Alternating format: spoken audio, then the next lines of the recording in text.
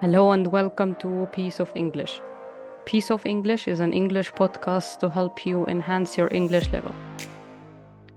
Before we start, I would like to announce that now there is a Japanese podcast available on my channel. I'm still not that fluent in Japanese, but as I said in the introduction episode, that this podcast is to help myself and yours practice and learn more about Japanese. So we will be learning together. For those of you who are interested, please have a look at the Japanese podcast Piece of Nihongo. Okay, today we talk about favorite language. What is your favorite language? And why, of course? Some people will say English is my favorite language. Because I think English is almost the language of the world, everyone speaks English. Even those who cannot speak English, I think they understand it very well. At least maybe 50 or 60% they can understand. Here or there they can understand. Some people will say Japanese, Korean, Chinese, like the Asian languages. And they will say these are our favorite languages, maybe because they have very different characters, different letters, different way of thinking. The Asian languages are really different from other languages. They have this interesting way of writing and so on, and even interesting pronunciation, yeah? That's why actually I learned Japanese. So, for example, you say in English, I like apple. In Japanese, it will go like, ringo ga suki desu. Ringo ga suki desu. So, suki desu is like, and it comes at the end of the sentence, yeah? In English, you start saying it. You say, I like. In Japanese, you get it at the end of the sentence. You start with ringo, apple, suki desu. I like apple. So, a very different way of thinking. So, back to the question.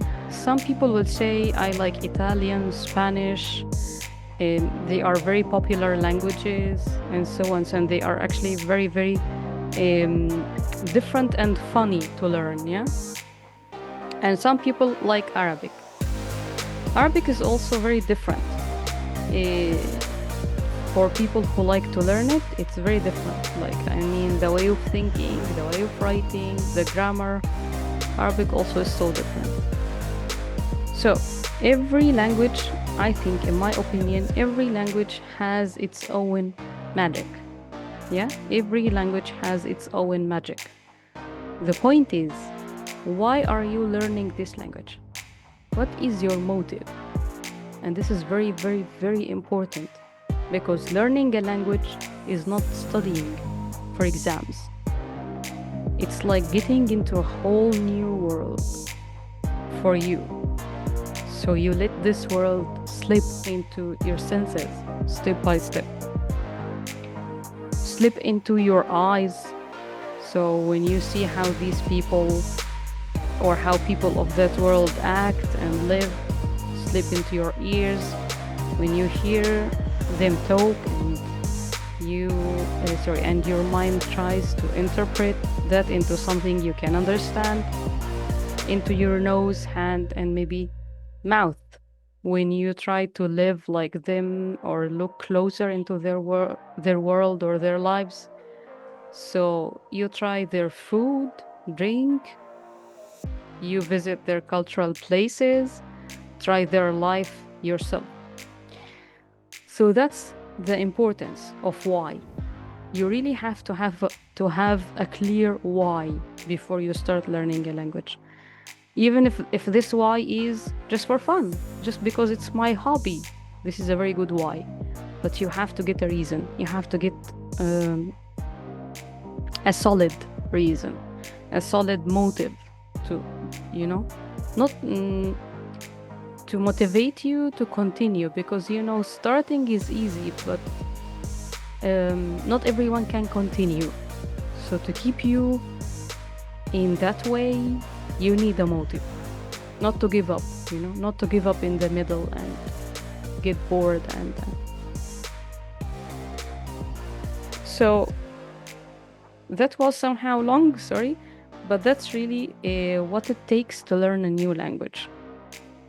If you want to learn a new language, you have to set a motive to understand, set a motive and start as soon as you can with small goals. Yeah, this is another very important point.